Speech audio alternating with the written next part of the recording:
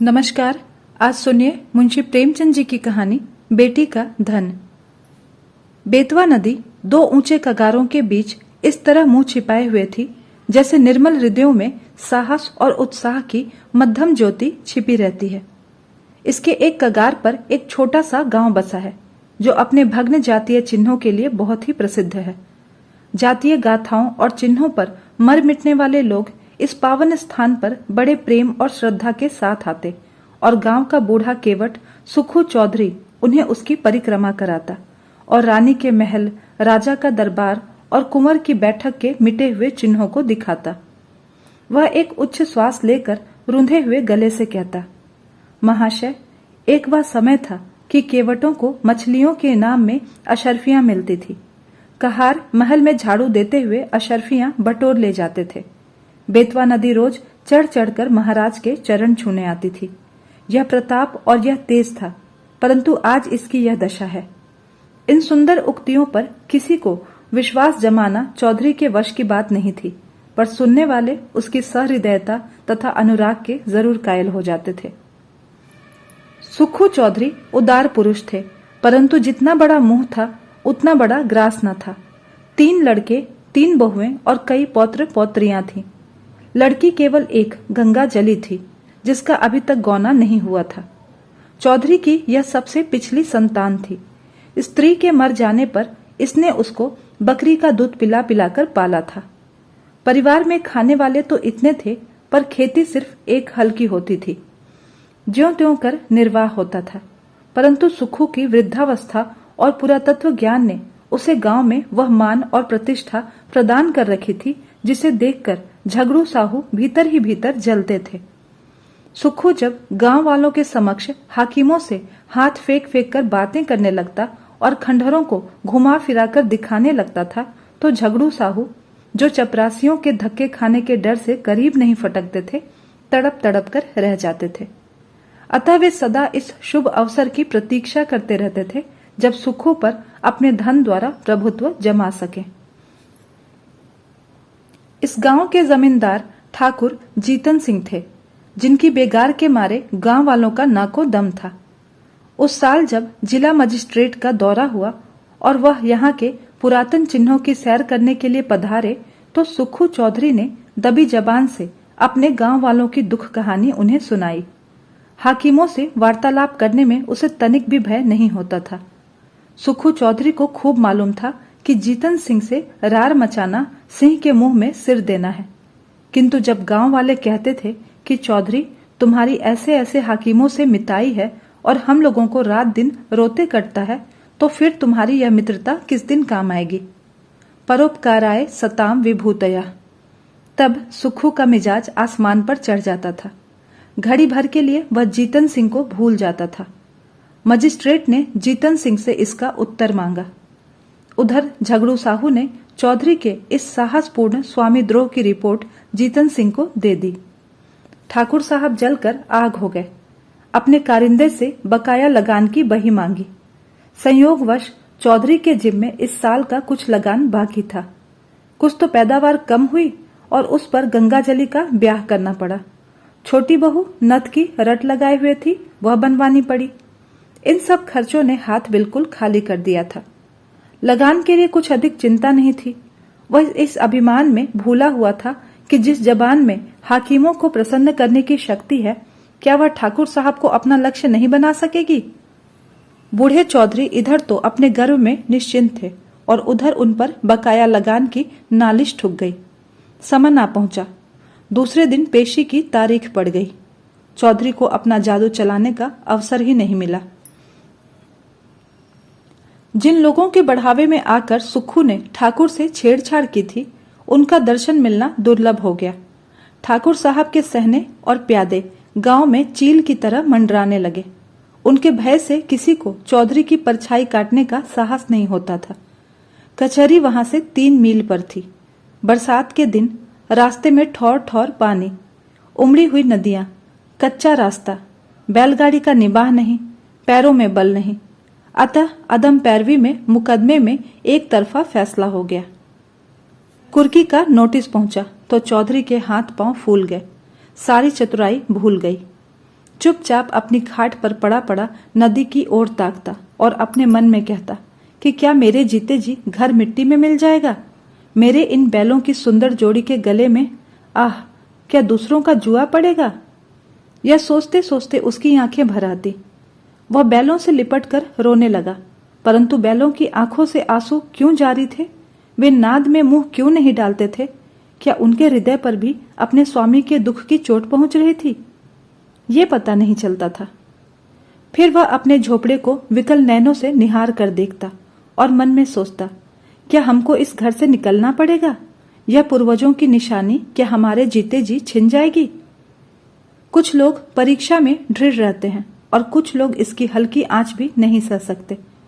चौधरी अपनी खाट पर उदास पड़े घंटों अपने कुलदेव महावीर और महादेव को मनाया करता और उनका गुण गाया करता। उसकी चिंताग्ध आत्मा को और कोई सहारा नहीं था। इसमें कोई संदेह नहीं था कि चौधरी की तीनों बहुओं के पास गहने थे, पर स्त्री का गहना ऊख का रस है जो पेरने से ही निकलता है। चौधरी जाति का ओछा पर स्वभाव का ऊंचा था। उसे ऐसी नीच बात बहुओं से कहते संकोच होती थी। कदाचित यह नीच विचार उसके हृदय में उत्पन्न ही नहीं हुआ था, किंतु तीनों बेटे यदि जरा भी बुद्धि से काम लेते तो बूढ़े को देवताओं की शरण लेने की आवश्यकता ही नहीं होती। परंतु यहाँ बात ही निराली थी। बड़े लड़के को घाट के काम से फुर्सत नहीं थी। बाकी दो लड़के इस जटिल प्रश्न को विचित्र रूप से हल करने के मंसूबे बांध रहे थे।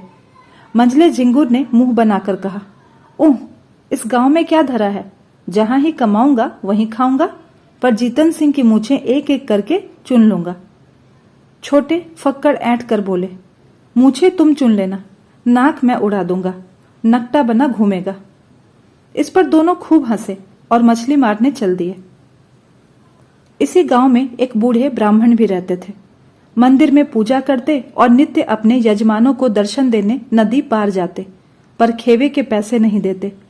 तीसरे दिन वह जमींदार के गुप्तचरों की आंख बचाकर सुखू के पास आए और सहानुभूति के स्वर में बोले, चौधरी, कल तक की ही मियाद है और तुम अभी तक पड़े पड़े सो रहे हो।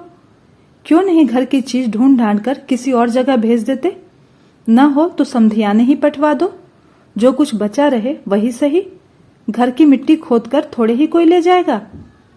चौधरी लेटा था, उठ बैठा और आकाश की ओर निहार कर बोला, जो कुछ उसकी इच्छा है वह होगा, मुझसे यह जंजाल नहीं होगा। इधर कई दिनों की निरंतर भक्ति और उपासना के कारण चौधरी का मन शुद्ध और पवित्र हो गया था। उसे छल प्रपंच से घृणा हो गई थी और पंडित जी तो इस काम में सिद्धहस्त थे।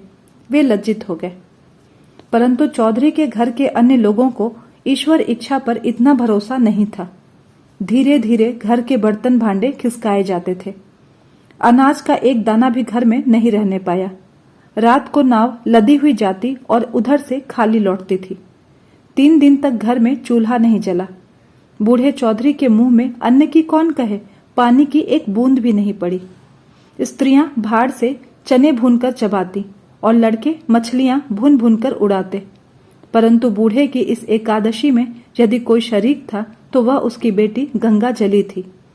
यह बेचारी अपने बूढ़े बाप को चारपाई पर निर्जल छटपटाते देखकर बिलख बिलख कर रोती। लड़कों को अपने माता पिता से वह प्रेम नहीं होता जो लड़कियों को होता है।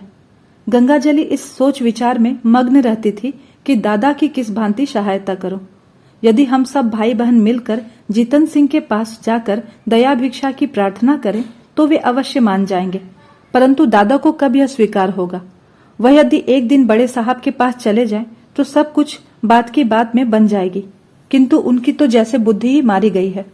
इसी उधेड़ बुन में उसे एक उपाय सूझ पड़ा। कुम्हलाया हुआ मुखारविंद खिल उठा। पुजारी जी सुखू चौधरी के पास से उठकर चले गए थे और चौधरी उच्च स्वर से अपने सोए हुए देवताओं को पुकार पुकार कर बुला रहे थे। निदान गंगाजली उनके पास जाकर खड़ी हो गई। चौधरी ने उसे देखकर विस्मय स्वर में पूछा, क्यों बेटी, इतनी रात गए क्यों बाहर आई। गंगाजली ने कहा, बाहर रहना तो भाग्य में लिखा है, घर में कैसे रहूं। सुखू ने जोर से हाँक लगाई, कहाँ गए तुम कृष्ण मुरारी, मेरे दुख हरो। गंगाजली खड़ी थी, बैठ गई और धीरे से बोली, भजन गाते तो आज 3 दिन हो गए। घर बचाने का कुछ भी उपाय सोचा कि इसे यूं ही मिट्टी में मिला दोगे? हम लोगों को क्या पेड़ तले रखोगे? चौधरी ने व्यथित स्वर में कहा, बेटी मुझे तो कोई उपाय नहीं सोचता। भगवान जो चाहेंगे वही होगा। वेग चलो गिरधर गोपाल, काहे विलंब करो। गंगाजली ने कहा, मैंने एक उपाय सोचा है, कहो तो कहूं? चौधरी उठकर बैठ गए और पूछा, कौन उपाय है बेटी? गंगाजली ने कहा, मेरे गहने झगड़ू साहू के यहां गिरो रख दो। मैंने जोड़ लिया है, देने भर के रुपए हो जाएंगे। चौधरी ने ठंडी सांस लेकर कहा, बेटी तुमको मुझसे यह बात कहते लाज नहीं आती? वेद शास्त्रों में मुझे तुम्हारे गांव के कुएं का पानी पीना तक मना है। तुम्हारी ड्योढ़ी में पैर रखने का भी निषेध है। क्या तुम मुझे नरक में ढकेलना चाहती हो? गंगाजली उत्तर के लिए पहले से ही तैयार थी। बोली, मैं अपने गहने तुम्हें थोड़े ही दिए देती हूं। इसे इस समय लेकर इससे कुछ काम चला लो, चैत में फिर छुड़ा देना। हमेशा के लिए थोड़े ही वहां पड़े रहेंगे। चौधरी ने कड़क कर कहा, यह मुझसे नहीं होगा। गंगाजली उत्तेजित होकर बोली, तुमसे यह नहीं होगा तो आप ही चाहूंगी, आप ही चली जाऊंगी। मुझसे घर की यह दुर्दशा देखी नहीं जाती। चौधरी ने झुंझला कर कहा, बिरादरी में कौन मुंह दिखाऊंगा? गंगाजली ने चिढ़ कर कहा, बिरादरी में कौन ढिंढोरा पीटने जाता है? चौधरी ने फैसला सुनाया, जग हसाई के लिए मैं अपना धर्म नहीं बिगाड़ूंगा। तब गंगाजली ने बिगड़ कर कहा, मेरी बात नहीं मानोगे तो तुम्हारे ऊपर मेरी हत्या पड़ेगी। मैं आज ही इस बेतवा नदी में कूद पड़ूंगी। तुमसे चाहे घर में आग लगते देखा न जाए, पर मुझसे तो नहीं देखा जाएगा। चौधरी ने ठंडी सांस लेकर कातर स्वर में कहा, बेटी मेरा धर्म नाश मत करो। यदि ऐसा ही है तो अपने किसी भावज के गहने मांग कर ले आओ। गंगाजली ने गंभीर स्वर में कहा, भावजों से कौन अपना मुंह नोचवाने जाएगा? उनको फिक्र होती तो क्या मुंह में दही जमा रखा था, कहती नहीं। चौधरी निरुत्तर हो गए। गंगाजली घर में जाकर गहनों की पिटारी लाई और एक एक करके सब गहने चौधरी के अंगोछे में बांध दिए। चौधरी ने आंखों में आंसू भरकर कहा, हाय राम, इस शरीर की क्या यही गति लिखी है? यह कहकर वह उठे और बहुत संभलने पर भी आंखों से आंसू छिपा नहीं सके। रात का समय था। बेतवा नदी के किनारे किनारे मार्ग को छोड़कर सुखू चौधरी गहनों की गठरी कांख में दबाए इस तरह चुपके चुपके चल रहे थे मानो पाप की गठरी लिए जाते हैं। जब वह झगड़ू साहू के मकान के पास पहुंचे तो ठहर गए। आंखें खूब साफ की जिससे किसी को यह बोध न हो कि चौधरी रोता था। झगड़ू साहू धागे की कमानी की एक मोटी ऐनक लगाए बही खाता फैलाए हुक्का पी रहे थे और दीपक के धुंधले प्रकाश में उन अक्षरों को पढ़ने की व्यर्थ चेष्टा में लगे थे जिनमें स्याही की किफायत की गई थी। बार बार ऐनक को साफ करते और आंखें मलते, पर चिराग की बत्ती उकसाना या दोहरी बत्ती लगाना शायद इसलिए उचित नहीं समझते थे कि तेल का अपव्यय होगा। इसी समय सुखू चौधरी ने आकर कहा, जयराम जी की। झगड़ू साहू ने देखा, पहचान कर बोले, जयराम जी की चौधरी, कहो मुकदमे में क्या हुआ? यह लेन देन बड़े झंझट का काम है, दिन भर सिर उठाने की छुट्टी ही नहीं मिलती। चौधरी ने पोटली को खूब सावधानी से छिपाकर लापरवाही के साथ कहा, अभी तक तो कुछ नहीं हुआ। कल इजराए डिग्री होने वाली है। ठाकुर साहब ने न जाने कब का बैर निकाला है। हमको 2-3 दिन की भी मोहलत दी होती तो डिग्री न जारी होने पाती। छोटे साहब और बड़े साहब दोनों हमको अच्छी तरह जानते हैं। अभी इसी साल मैंने उनसे नदी किनारे घंटों बातें की थी, किंतु एक तो बरसात के दिन, दूसरे एक दिन की भी मोहलत नहीं, तो क्या करता। इसी समय मुझे रुपयों की चिंता है। इस समय तो मुझे रुपयों की चिंता है। झगड़ू साहू ने विस्मित होकर पूछा, तुमको रुपए की चिंता है? घर में भरा है, वह किस दिन काम आएगा? झगड़ू साहू ने यह व्यंग्यवाण नहीं छोड़ा था। वास्तव में उन्हें और सारे गांव को विश्वास था कि चौधरी के घर में लक्ष्मी महारानी का अखंड राज्य है। चौधरी का रंग बदलने लगा। बोले, साहू जी, रुपया होता तो किस बात की चिंता थी? तुमसे कौन छिपाव है? आज 3 दिन से घर में चूल्हा नहीं जला, रोना पीटना पड़ा है। अब तो तुम्हारे बसाए बसूंगा। ठाकुर साहब ने तो उजाड़ने में कोई कसर ही नहीं छोड़ी। झगड़ू साहू जीतन सिंह को खुश रखना चाहते थे, पर साथ ही चौधरी को भी नाखुश करना उन्हें मंजूर नहीं था। यदि सूद दर सूद छोड़कर मूल तथा ब्याज सहज वसूल हो जाए तो उन्हें चौधरी पर मुफ्त का एहसान लादने में कोई आपत्ति नहीं थी। यदि चौधरी के अफसरों की जान पहचान के कारण साहू जी का टैक्स से गला छूट जाए तो अनेक उपाय करने, अहलकारों की मुट्ठी गर्म करने पर भी नित्य प्रति उनकी तोंद की तरह बढ़ता ही जा रहा था। तो क्या पूछना। बोले, क्या कहें चौधरी जी, खर्च के मारे आजकल हम भी तबाह हैं।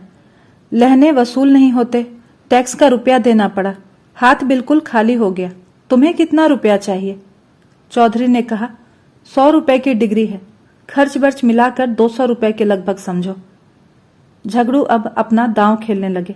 पूछा, तुम्हारे लड़कों ने तुम्हारी कुछ भी मदद नहीं की? वह सब भी तो कुछ न कुछ कमाते ही हैं। साहू जी का यह निशाना ठीक पड़ा, पर लड़कों की लापरवाही से चौधरी के मन में जो कुत्सित भाव भरे थे वह सजीव हो गए। बोले, भाई, लड़के किसी काम के नहीं होते। अगर किसी काम के होते तो यह दिन क्यों देखना पड़ता मुझे? उन्हें तो अपने भोग विलास से मतलब। घर गृहस्थी का बोझ तो मेरे सिर पर है, मैं इसे जैसे चाहूं संभालूं, उससे उन्हें कोई सरोकार नहीं। मरते दम भी गला नहीं छूटता। मरूंगा तो सब खाल में भूसा भराकर रख छोड़ेंगे। गृह कारज नाना जंजाला। झगड़ू ने तीसरा तीर मारा। क्या बहुओं से भी कुछ नहीं बन पड़ा? चौधरी ने उत्तर दिया, बहू बेटे सब अपनी मौज मस्ती में मस्त हैं। मैं 3 दिन तक द्वार पर बिना अन्न जल के पड़ा था, किसी ने बात भी नहीं पूछी। कहाँ की सलाह, कहाँ की बातचीत। बहुओं के पास रुपए न हो पर गहने तो हैं, और वे भी मेरे बनाए हुए। इस दुर्दिन के समय यदि 2-2 थान उतार कर दे देती तो क्या मैं छुड़ा नहीं देता बाद में? सदा यही दिन थोड़े ही रहेंगे। झगड़ू समझ गए कि यह महज जबान का सौदा है, और वह जबान का सौदा भूल कर भी नहीं करते थे। बोले, तुम्हारे घर के लोग भी अनूठे हैं। क्या इतना भी नहीं जानते कि बूढ़ा रुपए कहाँ से लाएगा? अब समय बदल गया, या तो कुछ जायदाद लिखो या गहने गिरो रखो, तब जाकर रुपया मिले। इसके बिना रुपए कहाँ? इसमें भी जायदाद में सैकड़ों बखेड़े पड़े हैं। सुविधा गिरो रखने में ही होता है। हाँ, तो जब घर वालों की कोई फिक्र नहीं तो तुम क्यों व्यर्थ जान देते हो? यही ना होगा कि लोग हंसेंगे तो यह लाज कहां तक निभाओगे? चौधरी ने अत्यंत विनीत होकर कहा, साहू जी, यह लाज तो मारे डालती है, तुमसे क्या छिपा है। एक वह दिन था कि हमारे दादा बाबा महाराज की सवारी के साथ चलते थे। अब एक दिन यह कि घर घर की दीवार तक बिकने की नौबत आ गई है। कहीं मुंह दिखाने को भी जी नहीं चाहता। यह लो गहनों की पोटली। यदि लोक लाज न होती तो इसे लेकर यहाँ कभी नहीं आता, परंतु यह अधर्म इसी लाज निभाने के कारण करना पड़ा है मुझे। झगड़ू साहू ने आश्चर्य में आकर पूछा, यह गहने किसके हैं? चौधरी ने सिर झुकाकर बड़ी कठिनता से कहा, मेरी बेटी गंगाजली के। झगड़ू साहू स्तंभित हो गए। बोले, अरे राम राम। चौधरी ने कातर स्वर में कहा, डूब मरने को जी चाहता है। झगड़ू ने फिर धार्मिकता के साथ स्थिर होकर कहा, शास्त्रों में बेटी के गांव का पेड़ तक देखना मना है। चौधरी ने दीर्घ निश्वास छोड़कर करुण स्वर में कहा, न जाने नारायण कब मौत देंगे। भाई की 3 लड़कियां ब्याही, कभी भूल कर भी उनके द्वार का मुंह नहीं देखा। परमात्मा ने अब तक तो टेक निभाई है, पर अब न जाने मिट्टी की क्या दुर्दशा होने वाली है। झगड़ू साहू लेखा जौ बख्शीश 100 के सिद्धांत पर चलते थे। सूद की एक कौड़ी भी छोड़ना उनके लिए हराम था। यदि 1 महीने का 1 दिन भी लग जाता तो पूरे महीने का सूद वसूल कर लेते। परंतु नवरात्र में नित्य दुर्गा पाठ करवाते थे। पितृपक्ष में रोज ब्राह्मणों को सीधा बांटते थे। बनियों की धर्म में बड़ी निष्ठा होती है। यदि कोई दीन ब्राह्मण लड़की ब्याहने के लिए उनके सामने हाथ पसारता तो वह खाली हाथ नहीं लौटता था।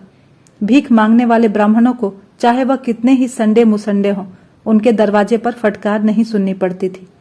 उनके धर्म शास्त्रों में कन्या के गांव के कुएं का पानी पीने से प्यासा मर जाना अच्छा है। वह स्वयं इस सिद्धांत के भक्त थे और इस सिद्धांत के अन्य पक्षपाती उनके लिए महामान्य देवता थे। वे पिघल गए। मन में सोचा, यह मनुष्य तो कभी ओछे विचारों को मन में लाया ही नहीं। निर्दय काल की ठोकर से अधर्म मार्ग पर उतर आया है तो उसके धर्म की रक्षा करना हमारा कर्तव्य धर्म है। यह विचार मन में आते ही झगड़ू साहू गद्दी से मसनद के सहारे उठ बैठे और दृढ़ स्वर में बोले, वही परमात्मा जिसने अब तक तुम्हारी टेक निभाई है अब भी निभाएंगे। लड़की के गहने लड़की को दे दो। लड़की जैसी तुम्हारी है वैसी मेरी भी है। यह लो रुपए, आज काम चलाओ, जब हाथ में रुपए आ जाएं तो दे देना। चौधरी पर इस सहानुभूति का गहरा असर पड़ा। वह जोर जोर से रोने लगा। उसे अपने भावों की धुन में कृष्ण भगवान की मोहिनी मूर्ति सामने विराजमान दिखाई दी। वही झगड़ू जो सारे गांव में बदनाम था, जिसकी उसने खुद कई बार हाकिमों से शिकायत की थी, आज साक्षात देवता जान पड़ता था। रूंधे हुए कंठ से गदगद होकर बोला, झगड़ू, तुमने इस समय मेरी बात, मेरी लाज, मेरा धर्म, कहां तक कहूं, मेरा सब कुछ रख लिया। मेरी डूबती नाव पार लगा दी। कृष्ण मुरारी तुम्हारे इस उपकार का फल तुम्हें देंगे, और मैं तो तुम्हारा गुण तब तक गाऊंगा जब तक मैं जीता रहूंगा। तो दोस्तों, ये थी मुंशी प्रेमचंद जी की कहानी बेटी का धन। अगर आपको ये कहानी अच्छी लगी है तो जरूर लाइक कीजिए, और ऐसी ढेरों कहानियां सुनने के लिए हमारे चैनल को सब्सक्राइब भी जरूर कीजिए। धन्यवाद।